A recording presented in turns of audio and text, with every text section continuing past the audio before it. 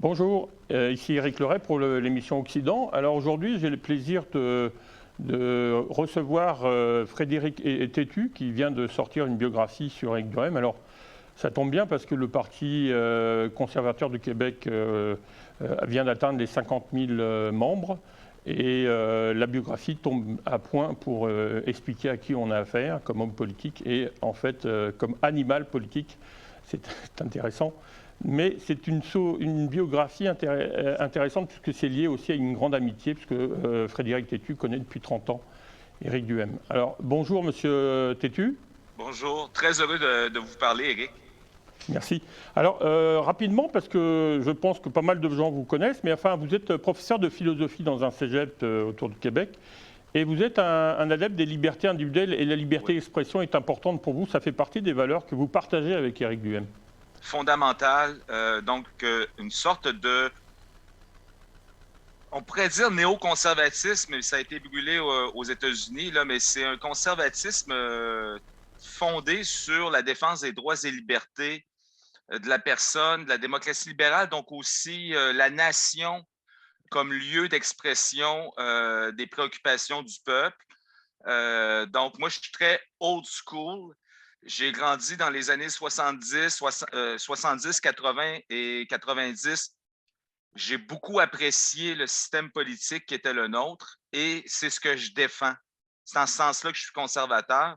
Je veux défendre ce système politique qui faisait place au libre marché, qui était fondé sur les droits et libertés individuelles, la primauté du droit et la nation comme euh, ensemble dans lequel, au sein duquel on fait valoir nos droits et nos intérêts.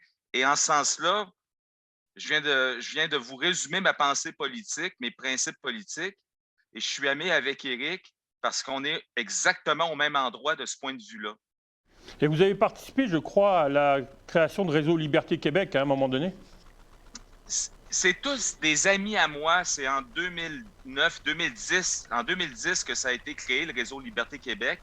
Et c'est tous des gens avec qui j'étais ami qui l'ont fait, mais je n'étais pas un des cofondateurs, mais j'ai été un orateur à la première rencontre sur la scène pour la conférence finale.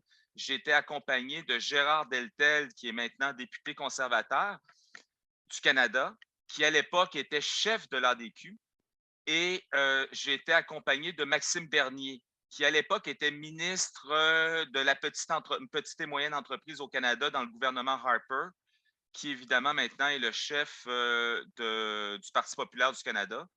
Donc, j'ai été mêlé à ça, mais je n'étais pas un fondateur. D'accord. Alors, vous insistez sur une chose importante, c'est que vous présentez donc une biographie politique et non pas la biographie politique. Ça, c'est important. Et vous dites que, en fait, vous avez essayé de partager avec les lecteurs le fait que Éric Duhem soit un animal politique. Et ça, vous replacez donc chronologiquement, ce qu'on va aborder avec certains points plus ou moins importants, le parcours professionnel et personnel d'Éric Duhem. Mais un animal politique parce que, comme vous le dites, il commence très jeune en fait, hein, dès l'âge de 16 ans, je crois. Hein. Oui, 16 ans à militer pour le PQ. Il y avait l'élection de 1985. Il était dans le comté de Vimont. Il est allé cogner à la porte du bureau de comté. Il a dit, moi, alors, il a passé la campagne à faire des téléphones. Il avait 16 ans. Et il dit même, je le rapporte dans la biographie, dès qu'il a eu l'âge de 16 ans, il a pris sa carte de membre du Parti québécois, qui était l'âge minimal à l'époque. Mais déjà, sa politisation était amorcée dès l'enfance et le début de la puberté, avec ses parents, mais aussi avec son grand-père, Thomas Duhem, qui travaillait à la presse et qui a été un des mentors de Régent Tremblay, le grand journaliste québécois. Il prenait parfois des après-midi, il allait rejoindre Régent Tremblay au bureau de la presse. On parle quand il avait 13-14 ans. Et Donc, les médias ont toujours été présents dans sa vie, hein, en fait, bien rapidement. Hein. sûr, oui, oui, c'est naturel pour lui. Et il allait chez son grand-père écouter l'après-midi parce que faut dire que Thomas Duhem travaillait le soir à la presse. Il était chef de bureau, en gros. Et il allait écouter les débats parlementaires l'après-midi avec son grand-père qui travaillait à la presse et ils en discutaient, ils en débattaient. Donc, il a baigné là-dedans. Animal politique, ça définit Éric. Ça, c'est important, Éric, parce que je dirais que le livre a comme fonction de faire connaître Éric, principalement je dirais, pour ceux qui le défendent déjà, pour qu'ils le connaissent mieux et qu'ils puissent le défendre sur les médias sociaux parce que c'est une grande partie du nerf de la guerre, ou ceux qui ne sont pas certains et qui veulent en savoir plus. Mais ça permet je pense que la biographie permet de gérer certaines attentes parce que je dirais la parodie ou la caricature sur Éric Duhem, c'est que c'est un gars de Radio de Québec. Alors, Dieu sait les impressions qu'on peut avoir sur la radio de Québec en dehors de Québec, là, très sulfureuses, très éclatées. Donc, on peut penser que c'est une grande gueule de la radio de Québec qui, là, se lance en politique et ça ne sonne pas très sérieux. Ouais. Et une des choses que je veux camper avec la biographie, c'est que ce n'est pas un gars de radio qui saute en politique, c'est un gars de politique qui a fait un détour improbable par la radio et qui retourne en politique. Et ça permet de gérer certaines attentes parce que je le sais, entre autres parmi les gens qui vont nous écouter aujourd'hui, Éric, je sais qu'il y a des gens qui sont extrêmement, à raison, excédés, ils en ont assez. Ce qu'on a vécu depuis 2 ans, c'est impossible. Ils veulent en sortir tout de suite. Et là, ils voudraient un leader politique qui serait à feu et à sang. Et j'ai le regret de vous dire que Éric est un homme, quelqu'un qui vient des milieux de la politique et qui retourne au milieu de la politique, c'est un homme qui comprend le contexte plus général et qui veut canaliser l'insatisfaction. Il le veut. On va revenir là-dessus, ça fait partie des questions que je voulais vous poser. Oui, mais il veut le faire de manière calculée, c'est simplement ce que je veux dire. Oui, donc c'est bien, effectivement, c'est important de dire qu'il était en politique et il revient en politique. Et c'est pas son passage aux médias qui doit nous limiter. Et on va revenir là-dessus parce que... Mais j'aimerais insister sur une chose qui me semble importante, c'est l'attachement au peuple. Et vous avez un moment où vous parlez de sa famille, et je pense que c'est important par rapport à ses parents, Ginette et Henri Duhem, et sa grand-mère, Rosa Alma-Lapointe, qu'on voit avec des photos dans votre livre à la fin. Mais les gens ordinaires, ça lui tient à cœur. Et ce qui fait que son enracinement politique, je pense, et reste, vous le dites d'ailleurs, bon escient, une démarche très pragmatique parce qu'il reste connecté avec cette famille, mais en même temps avec le peuple québécois. Oui, tout à fait. Vous faites bien de le dire, Éric. Puis c'est pour ça que j'en parle. Je parle pas comme vous avez lu la biographie, donc je parle pas de sa vie privée de manière générale, mais je parle de ses parents en début de premier chapitre pendant une vingtaine de pages parce que je pense que c'est important pour comprendre politiquement qui il est. Il est attaché au peuple et cet attachement-là, je pense, passe par l'attachement qu'il a pour ses parents, qui sont des gens qui n'ont pas beaucoup d'éducation formelle, mais qui sont des gens très entreprenants, très débrouillards, très travaillants et qui ont réussi dans la vie, on pourrait dire, à offrir à leur fils unique, parce qu'Éric est un fils unique, ils ont pu donner à leur fils unique la meilleure éducation possible. Il est allé dans les écoles privées, au primaire, secondaire, même à la maternelle en anglais, parce que sa mère, qui ne parle pas anglais, se trouvait handicapée un peu par rapport à ça. Donc, je pense qu'il est très fier. En fait, je ne pense pas, je le sais. Il est très fier de ses parents, qui sont des gens qui viennent de milieux très populaires.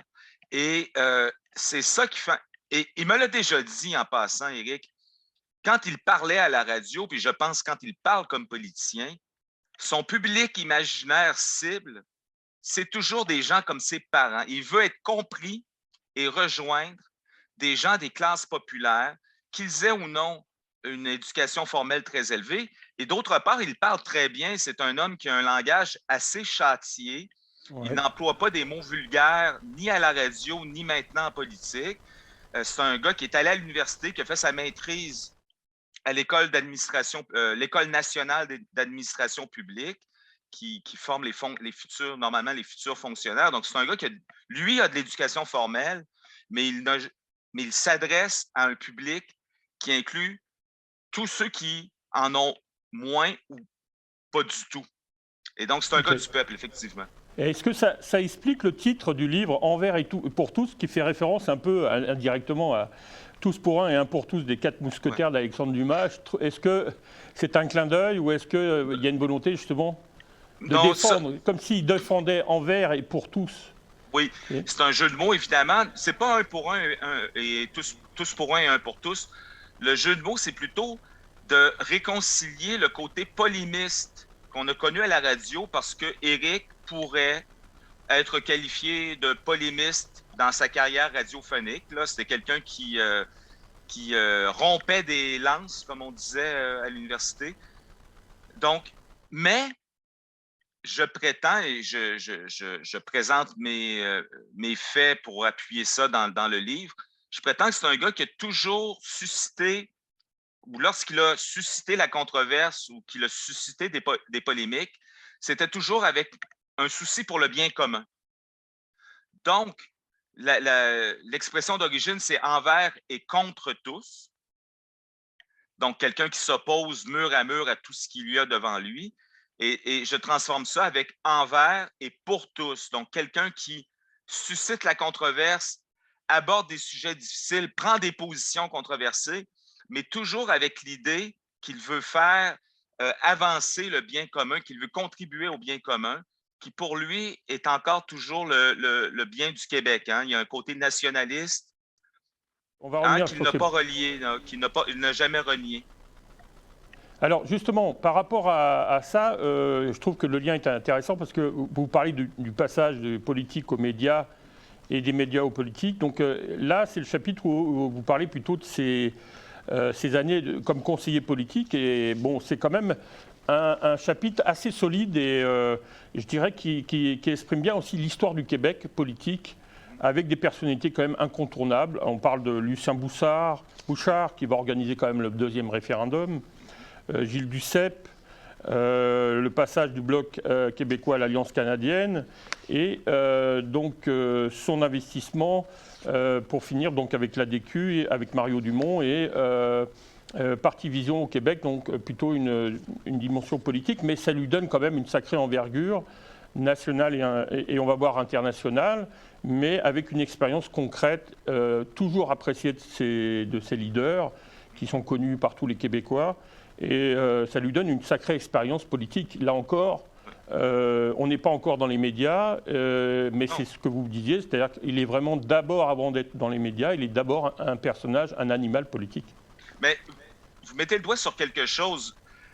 Éric Duhaime, en 2010, lorsqu'il commence dans les médias, à l'âge de presque 40 ans, il a déjà un parcours professionnel, ma foi, impressionnant. En tout cas, moi, comme ami, qui m'a toujours impressionné. En fait, je vous confesse un peu de jalousie. Là. Tu sais, peut-être pouvez-vous la ressentir aussi. C'est-à-dire que moi, j'étais nationaliste souverainiste qui a accès au cabinet de Lucien Bouchard en 1994-95 pendant le référendum. Ensuite, qui est allé travailler, vous l'avez dit, à l'international, au Maroc, en Mauritanie, en Irak. Tout ça avant qu'il apparaisse dans les médias. Donc, il y a un solide parcours. J'aimerais souligner un scoop. Je pense que c'est un scoop dans le livre. Je ne le présente pas comme ça, mais le fait que Lucien Bouchard songeait, en tant que premier ministre du Québec en 2008, en janvier 2008, à déclencher une élection anticipée avec promesse de tenir un référendum à l'automne sur la souveraineté, un 3e référendum sur la souveraineté. À ma connaissance, ce n'est jamais sorti dans les médias. Ça m'a été raconté par différents acteurs que j'ai interviewés, que je ne nomme pas nécessairement dans la biographie. Je pense que là, il y a un petit scoop. Moi, je ne le savais pas, en tout cas. Et j'ai oublié votre question, donc je vais arrêter ma réponse parce que... Non, mais c'est parce que... Non, mais vous venez de confirmer ce que je voulais dire, c'est-à-dire que ça le fait qu'il collabore avec Lucien Bouchard, avec Gilles Duceppe, avec l'Alliance canadienne, de Stockwell Day avec Mario Dumont et donc à la fin pour Marc Bellemare qui va échouer pour devenir maire de la ville de Québec. Mais ça lui donne une sacrée expérience et il est au premier plan de la politique québécoise. Oui, c'est ça. C'est qu'il faut retenir que Éric, très rapidement, a été aux plus hauts échelons. Hein. Il était déjà du temps de Lucien Bouchard, chef de l'opposition officielle à Ottawa. Il était à 2 portes de son bureau, il avait à interagir parfois. Ensuite, Lucien Bouchard devient premier ministre du Québec. Michel Gauthier prend sa place.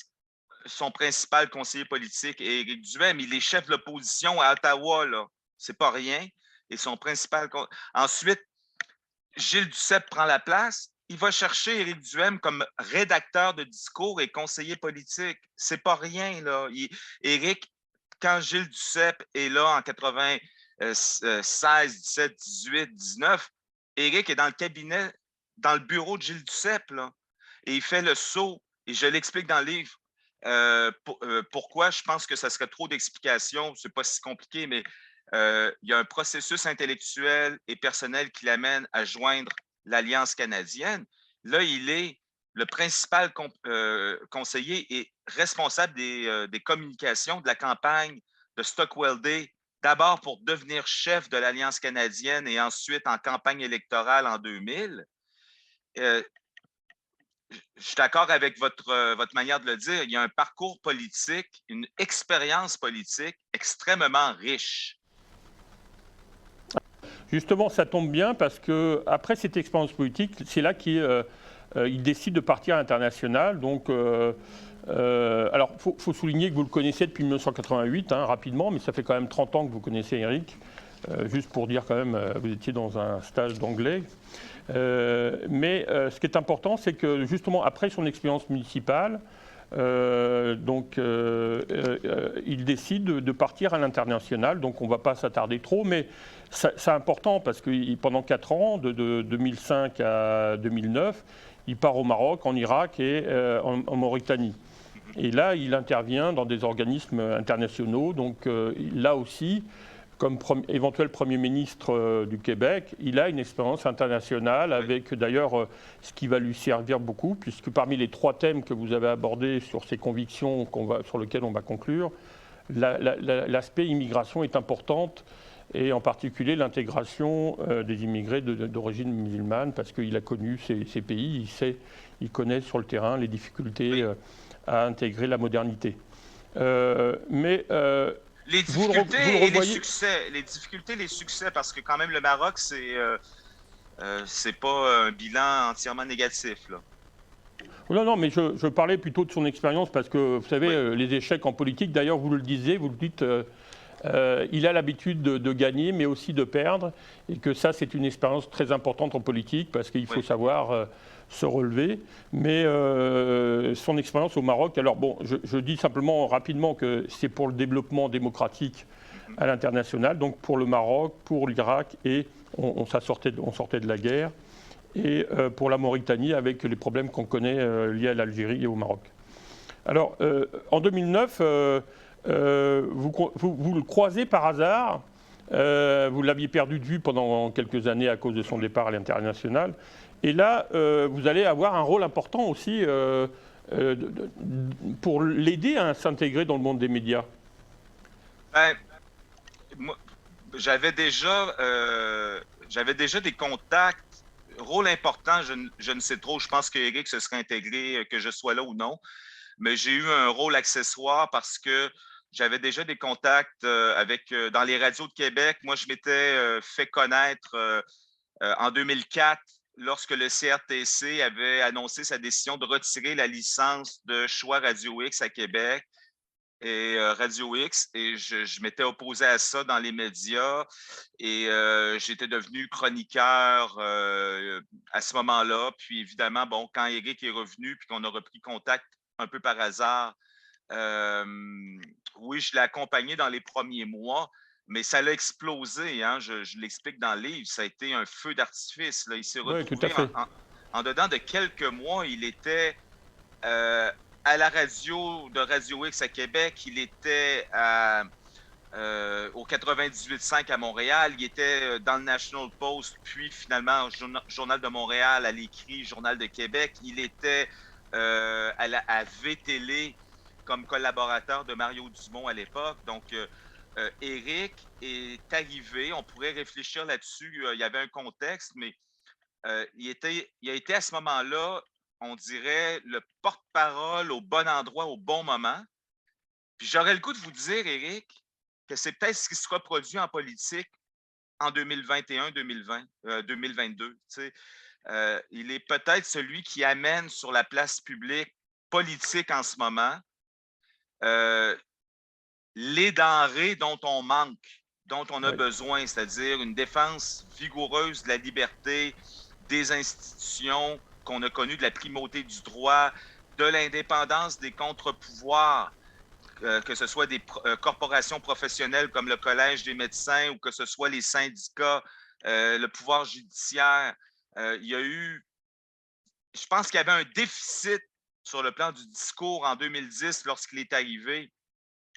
Et c'est la raison pour laquelle il a été aspiré sur la place médiatique.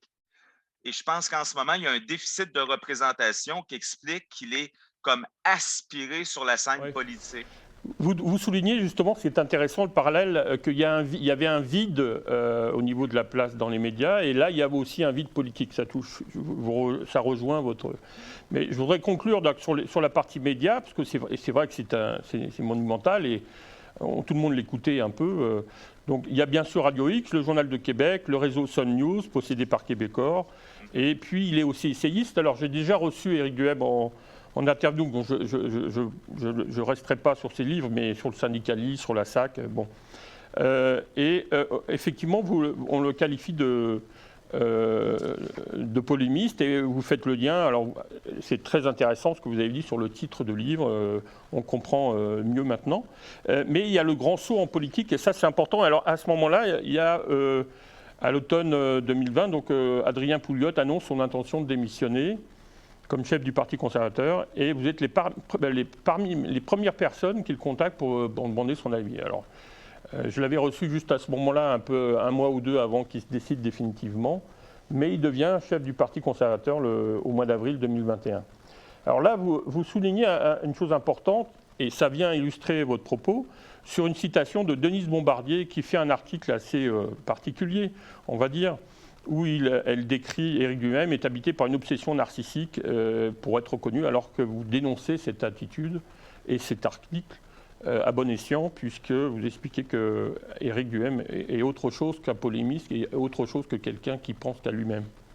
Ben, écoutez, je n'ai pas dénoncé parce que Denise Bombardier a le droit à son opinion, mais je pense que c'était symptomatique le point de vue de. Puis même, il y a des gens ici à la Radio de Québec là, qui disent Éric, c'est une bébête à clics. Bombardier, dans l'extrait que vous citez, dit il est narcissique. Il a créé l'impression chez certains qu'il cherche l'attention. Ce que j'essaie d'expliquer dans le livre, c'est qu'il cherche à changer les choses au nom de certaines idées. Tout à fait. Et donc, quand je réplique, je dénonce pas, mais je réplique c'est au début de la conclusion du livre, là, je réplique à cette déclaration de Denise Bombardier. Je dis non.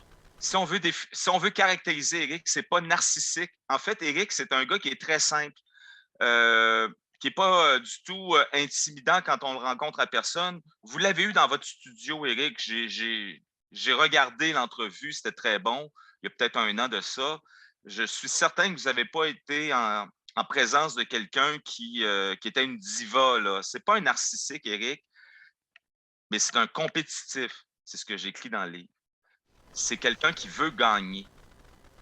Et il a vécu, ça c'est quelque chose que je pense qu'il est très formateur.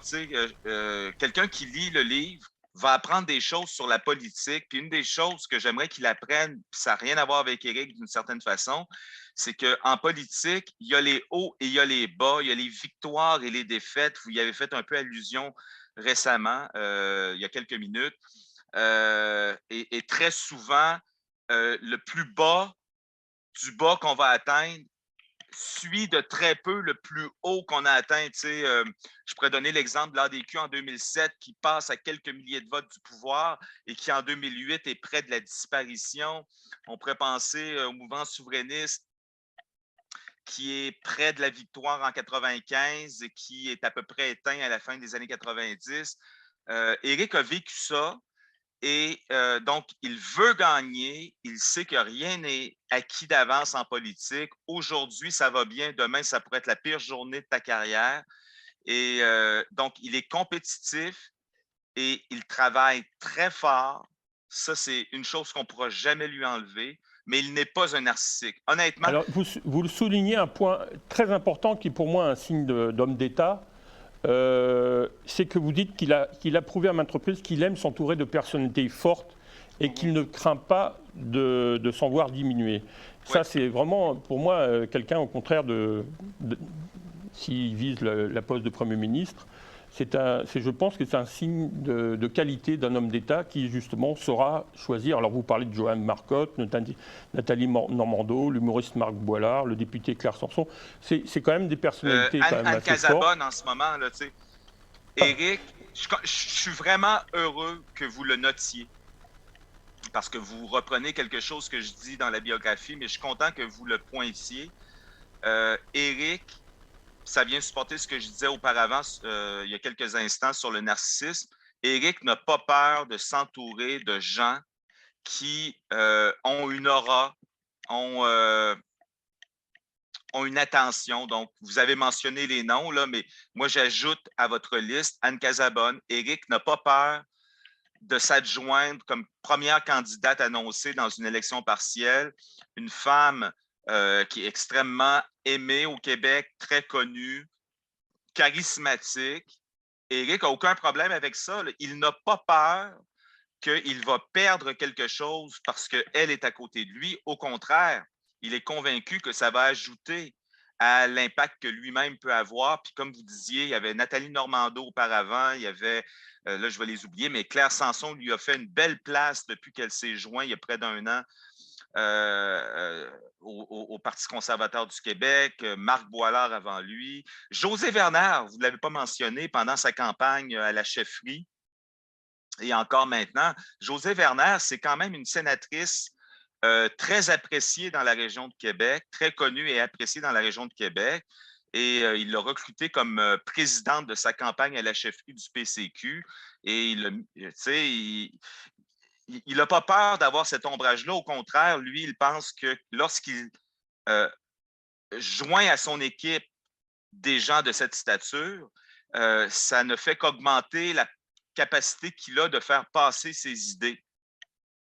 Alors justement, ça tombe bien, nous arrivons justement à son engagement politique. Alors, ce qu'on apprend aussi, c'est que, mais bon, peut-être que c'est connu, mais que François Legault lui a proposé d'être candidat pour la CAQ en 2014, mais qu'il a refusé. C'était pas le bon moment, j'ai l'impression que c'était pas le bon moment. Mais vous insistez, et c'est là-dessus que j'aimerais conclure, enfin l'entrevue, c'est aller en politique, mais en vue de quoi? C'est-à-dire, pourquoi faire? Alors, on reviendra, j'ai invité André Valiquette le 25 février pour parler du programme du PCQ suite au congrès du 20 et 21 novembre 2021. Donc, on ne va pas s'éterniser sur tout le programme, c'est surtout les différents points que vous abordez dans votre conclusion qui sont importants. Alors, vous revenez sur effectivement son expérience politique, médiatique, consultant international. Mais vous soulignez que son objectif est de contribuer à transformer le Québec dans le sens de ses idées. Alors ces idées, vous expliquez que, bien sûr, on les perçoit à travers le livre quand on lit les différents chapitres, bien sûr, mais vous incitez sur 3 axes. Premièrement, il est un nationaliste québécois depuis l'adolescence, ça c'est important. Deuxièmement, il adhère à la philosophie libérale classique libérale, ce que moi aussi. Et je trouve ça intéressant, c'est qui m'a permis de revenir en politique grâce à lui. Mais, par exemple, vous parliez de sa maîtrise à l'ENAP, il a travaillé sur la privatisation d'Hydro-Québec. Enfin, c'est une hypothèse, mais enfin, ça exprime bien sa position politique. Ce qui vient en partie de ses parents, vous incitez là aussi sur son influence familiale. Et troisièmement, depuis les attentats du 11 septembre, donc il est préoccupé par l'intégration des immigrants, en particulier par celle des nouveaux arrivants en provenance du monde musulman. Alors, est-ce que vous pourriez revenir rapidement sur ces 3 axes et pourquoi vous avez senti l'obligation d'insister sur ces 3 axes? D'abord, c'est pour que les gens comprennent d'où il est, d'où il vient, qui est-il et donc où veut-il aller. Je vais vous dire, Éric, j'ai beaucoup monitoré, modéré les pages d'Éric Duhem sur les médias sociaux et il y a beaucoup de gens, par exemple, qui vont dire, mais est-il un mondialiste? Qu'est-ce qu'il a à dire sur le mondialisme et Bill Gates? C'est quelle est sa position sur le grand reset? Et ils sont très inquiets de ça. Moi, je vous dis, lisez la biographie. C'est un nationaliste. Donc, premier axe, il n'est pas un mondialiste. Donc, vous ne serez pas surpris qu'il veuille défendre les frontières, entre autres, sur le plan de l'immigration illégale. Je n'en parle pas dans le livre, mais Éric, je pense que c'est en 2017, a eu un blâme du conseil de presse parce qu'il parlait d'immigration illégale, d'immigrants illégaux en référant aux gens qui traversent le chemin Roxham. Et le conseil de presse du Québec, dans une décision partagée en septembre, je pense, 2017, une décision partagée que j'ai lue, lui a reproché cette expression-là en disant qu'il faudrait parler d'immigration irrégulière. Ce que je veux dire, Éric, c'est que même si vous ne saviez pas ce que je viens de vous raconter, vous pourriez l'anticiper simplement en lisant le livre. C'est un nationaliste, ce n'est pas un mondialiste, par exemple. C'est quelqu'un qui défend les droits et libertés individuelles et l'économie de marché. Donc, ça vous permet d'anticiper certaines choses. Et plus généralement, ça, ce n'est pas dit dans le livre, je vais le dire pour répondre à votre question, Éric. Quand on défend les droits et libertés individuelles, par principe, c'est qu'on se méfie du gouvernement, quel qu'il soit, pas de François Legault, de Philippe Couillard, de Jean Charest, de Pauline Marois, on se méfie du gouvernement et de ses agents. OK? Fait que quand arrive une question comme la primauté parentale, si vous lisez la biographie, vous n'aurez pas besoin de demander à chaque semaine sur les médias sociaux à Éric, que pensez-vous de la primauté parentale? On veut vous entendre sur la primauté parentale. Moi, je n'ai pas besoin de demander à Éric ce qu'il en pense, puis je le sais ce qu'il en pense, parce que je connais ses principes politiques. C'est sûr que quand on se méfie de l'État, on défend les libertés individuelles, puis ça inclut défendre les droits familiaux puis les droits des parents. Donc, on ne veut pas que l'État se substitue aux parents parce qu'on se méfie de l'État. On veut faire confiance aux gens. Alors, Ça, justement, je rebondis sur votre propos. Excusez-moi, monsieur Éric Loré, je viens de m'emporter, là, si vous m'avez déjà entendu à la radio, là, les gens ont le visuel, mais c'est comme ça, là, vous avez eu l'audio, là. Non, mais c'est parfait parce que ça tombe bien. C'était justement les sujets que je voulais aborder rapidement pour conclure sur justement la place, l'autorité parentale, parce qu'il y a 2-3 axes que vous abordez. Donc il y a la santé, bien sûr, avec l'intégration un peu de privatisation, mais il reprend un projet de la DQ à l'époque, comment ça s'appelle, sur la famille, et ça, il a vraiment, sur l'allocation pour les familles qui ne veulent pas, qui veulent conserver le choix, c'est-à-dire soit d'aller au CPE, soit de garder leur enfant chez soi, soit d'utiliser les services d'une personne. Engager la grand-mère ou quoi que ce soit. La grand-mère, etc. Donc là, effectivement, il veut redonner, ou en tout cas maintenir ou préserver cette autorité parentale. Tout à fait. Tout à fait. Ça, ça avait été une promesse majeure, en fait, très importante, qui a frappé l'imaginaire en 2007, qui a joué un rôle dans le succès de l'ADQ en 2007, excusez-moi. C'est-à-dire, si vous n'utilisez pas les services d'un CPE subventionné, Centre de la petite enfance, les garderies subventionnées, on va vous envoyer 100 $ par semaine. Aujourd'hui, en 2022, ça serait peut-être 150 ou 175. Vous comprendrez là, que si on fait ça, il va y avoir une sorte de désertion des CPE. Là.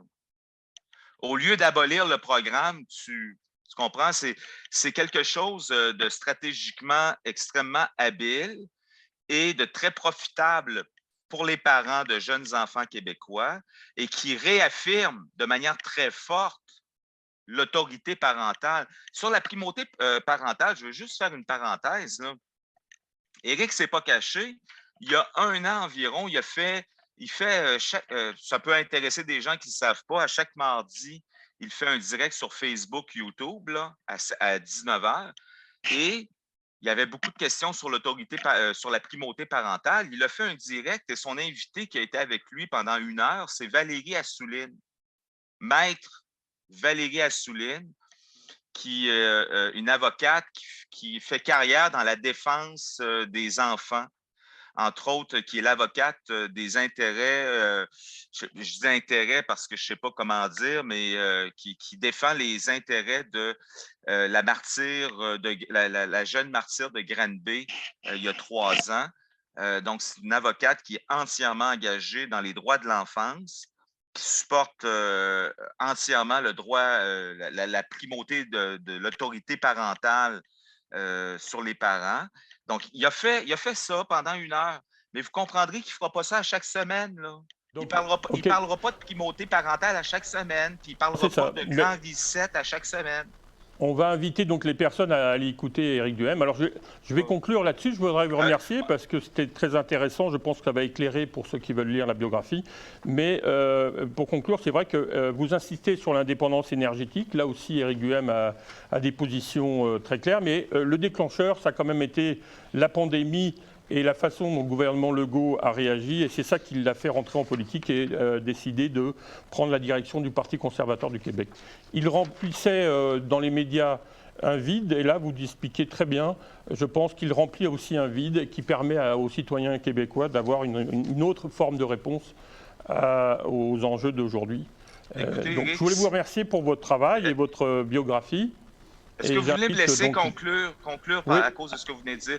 Je veux simplement dire aux gens que les pertes de liberté qu'on a vécues depuis 2 ans sont le fruit d'un processus qui date de bien avant la pandémie. Et il faut que la pandémie, que les mesures restrictives et l'autoritarisme gouvernemental soient une occasion de réveiller les gens. Et une fois qu'on aura aboli le passeport vaccinal ou qu'on sera sorti des mesures sanitaires, sachez qu'il y a un mouvement de fond d'érosion des droits et libertés individuelles, un mouvement d'érosion de la souveraineté nationale qui va continuer à exister, qui existait depuis bien des années avant, qui continue à exister. Et j'invite tout le monde à rester mobilisé, quoi qu'il arrive. Merci, Éric Loré. Je vous en prie, merci. Alors, je rappelle pour conclure que le Parti conservateur vient d'atteindre 50 000 membres cette semaine. C'est historique. Alors, voilà. Merci beaucoup, messieurs, dames. J'espère que l'entrevue vous aura intéressé. En tout cas, je vous invite à d'acheter cette petite biographie qui est très intéressante et très éclairante. Merci.